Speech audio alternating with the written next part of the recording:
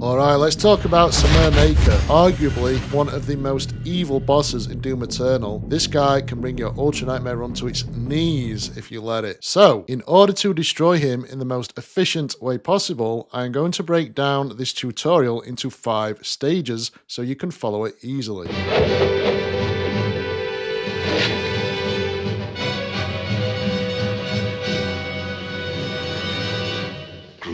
Ideally, you want to start this fight with full health, full armor, full ammunition, and 2 BFG shots ready to go. Alright, so first things first, you want to be bringing up your runes and switching out a rune for the saving throw, because just in case you get hit too badly, you can recover and take care of things. Nice. Me personally, I like to have air control, dazed and confused, and saving throw for this, and I switch it out for equipment fiend, which I use the rest of the time. Now let's get started. So for the first phase, the idea is to avoid damage whilst inflicting as much pain on Samur as you can. In order to do this, the most powerful weapon combination is the Precision Bolt and Ballista combo. You will need to practice this, but once you get the hang of it, it brings down his energy bar very fast. You should do this round as quickly as humanly possible. Use the zombies to re-up on ammunition and flame belch them to get some armor back. Avoid the eyes, but don't be afraid to take them on if they are giving you a lot of trouble, where a rocket lock-on usually works best. When Samur finally does go down, he will drop a ton of ammo and health. And if you meat hook him before you fire the last shotgun shot like I did, he will also drop some armor bonus.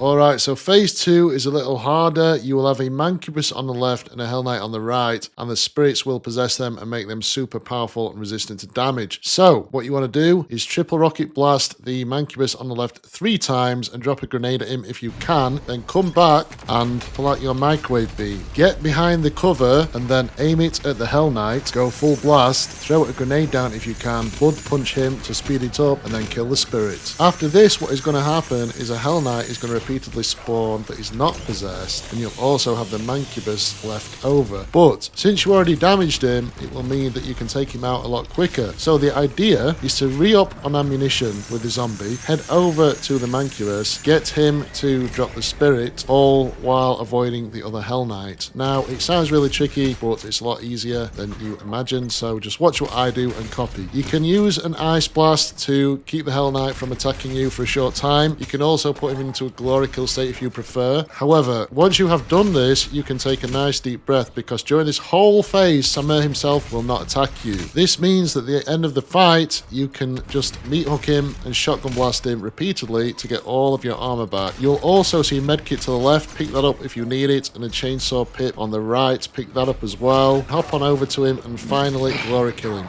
Which brings us right on to phase 3. So in my opinion, this is the easiest section of the whole boss fight, and is a welcome break from the bedlam of the first 2 areas. When you start out, go to your left on the platform below, because the electricity beams will harm you if you stay put. Shortly after this, a Cacodemon will spawn. Immediately launch a sticky bomb into his mouth, and then you will see the floor will start to glow orange. This is a warning sign that it's about to become dangerous, so jump back onto the platform above, keep an eye on the Cacodemon, make sure he's still in the glory kill state. When the floor becomes lava, so to speak, jump back onto the platform below. When the floor starts to flash orange there, jump back up to the platform above. Meanwhile, another Cacodemon will spawn, but don't worry, there will never be more than 2 at a time. Keep them both in a glory kill state whilst jumping over the laser beams and avoiding the electric floor. Now, at first, you're going to struggle with this because it's a lot to take on, but the more you practice it, the easier it becomes, and pretty soon it's second nature. The key is to monitor the floor for danger, take your time, don't rush, and keep the 2 Cacodemons in a glory kill state. You can meat hook them or flame belch them if you want armor, but when roughly a minute is up, that will be the end of the phase, and if you've done things correctly, you should be at full health and armor. If you do take some damage, don't worry about it, because in the next phase there is a soul sphere. Also note that this is a timed section, so attempting to wipe out all of the Cacodemons will simply result in them respawning instantly and making life a lot harder. I recommend using the Dazed and Confused rune for this section, because it means that the demons will stay in a glory kill state for much longer, which is awesome.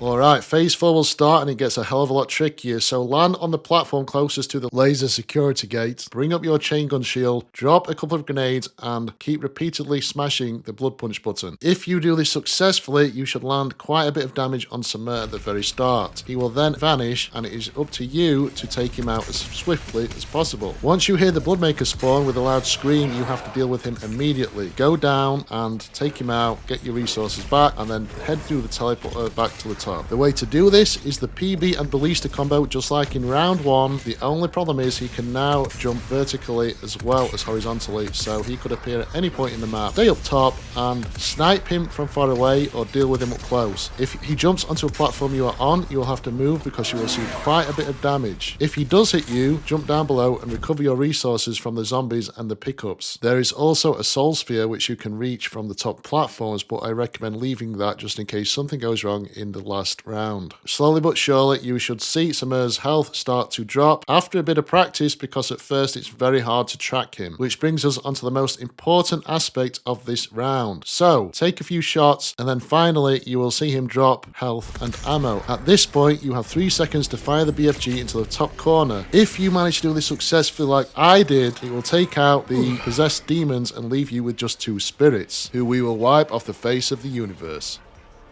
Now, if you have done everything correctly, this will be the simplest of all of the rounds. Just bring out your plasma rifle and microwave beam the spirit on the left, immediately fire the BFG upwards into the air, then bring out your plasma rifle and microwave beam the spirit on the right. And that's it. Wow. If things didn't go according to plan and you messed up the BFG shot on phase 4, it will make the final round a hell of a lot tougher. But in order to beat it, you want to arbalest the pain elemental on the left 3 or 4 times whilst avoiding damage as much as possible with the chain gun shield and evasive maneuvers. Then take out the Bloodmaker to re-up on ammunition and health, maybe chainsaw or flame belch a zombie to get some armor back. Then deal with the possessed Dread Knight by using a few rockets and then the microwave beam to stun him, and then take out the spirit. This is a lot easier said than done, and it has resulted in many deaths on this boss fight. But if you are aware of the soul sphere, the BFG and the saving throw, you can come out on top. Just whatever you do, remember to stay calm and positive and think of victory. As per usual, this was taken from an Ultra Nightmare run, which is why I was so happy to beat it. So that was how to defeat Samur, but if you're doing the regular campaign on Ultra Nightmare difficulty and you want a little help in dealing with Calibas in Necrovol, then check out this video, which I'm sure you will enjoy. And with that said, thank you guys for watching. I'll see you in the next one. Peace out. Adios. Please do as you're told.